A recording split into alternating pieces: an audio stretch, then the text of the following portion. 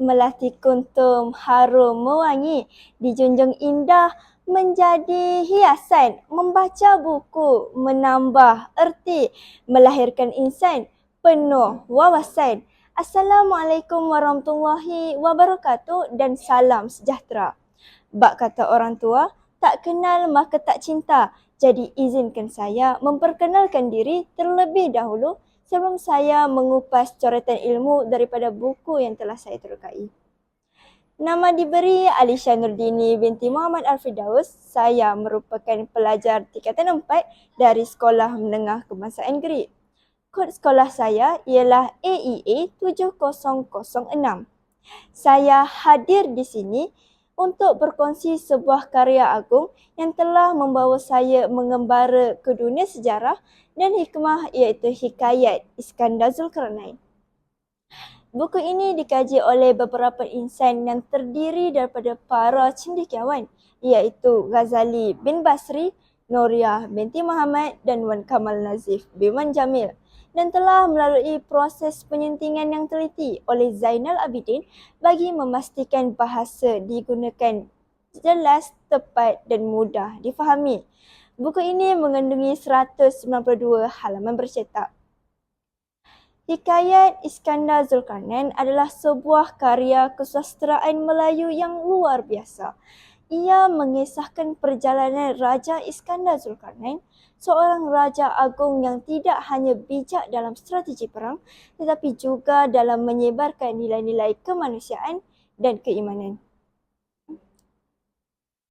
Buku ini tidak hanya syarat dengan kisah penaklukan dan kehebatan tetapi juga dalam menyebarkan nilai-nilai kemanusiaan dan keimanan.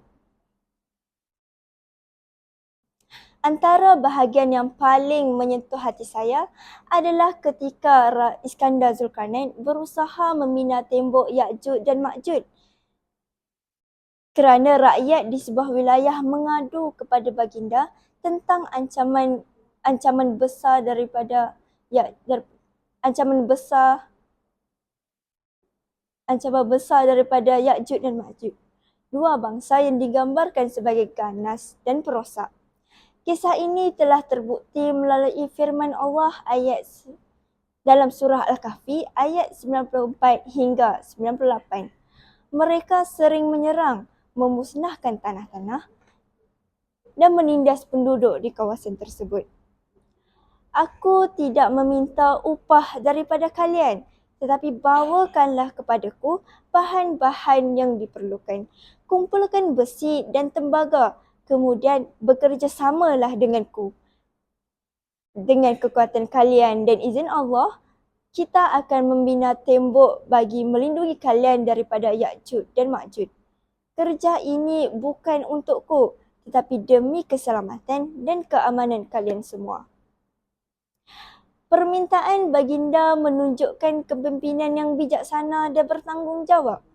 Sebagai seorang pemimpin yang memikirkan kesejahteraan rakyatnya, maka tembok itu menjadi simbol perlindungan, keadilan dan kepimpinan bijaksana Iskandar Zulkarnain.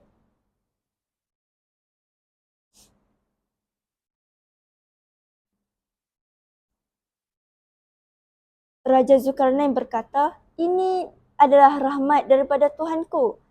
Tetapi apabila janji Tuhanku datang, iaitu hari kiamat, dia akan menghancurkan tembok itu dan janji Tuhanku adalah benar."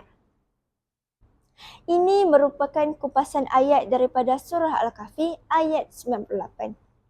Antara nilai yang diperoleh saya daripada buku ini ialah nilai kecekalan, nilai keberanian dan nilai kesyukuran.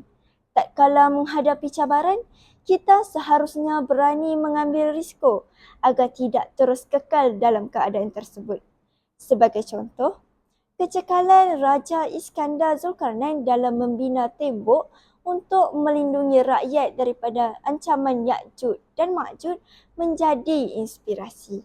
Walaupun tugas itu sukar dan memerlukan usaha yang besar, baginda tetap teguh melaksanakannya sehingga berjaya. Seterusnya, Nilai kesyukuran jelas apabila Raja Iskandar Zulkarnain tidak lupa mengucapkan syukur kepada Allah setelah tembok itu siap dibina. Hal ini mengajarkan kita untuk sentiasa menghargai setiap kejayaan yang dicapai dan mengakui bahawa segala yang berlaku adalah dengan izinnya. Nilai-nilai ini memberikan pengajaran yang amat berharga dan relevan dalam kehidupan seharian, terutamanya dalam menghadapi cabaran, memimpin dengan berani serta bersyukur atas setiap nikmat dan kejayaan. Buku ini amat sesuai dibaca oleh mana-mana individu dari latar belakang yang pelbagai. Saya akhiri bicara saya dengan serangkap ayat mutiara kata.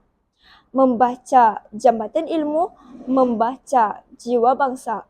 Bangsa membaca, bangsa berjaya. Sekian wabillahi taufiq wal hidayah. Wassalamualaikum warahmatullahi wabarakatuh.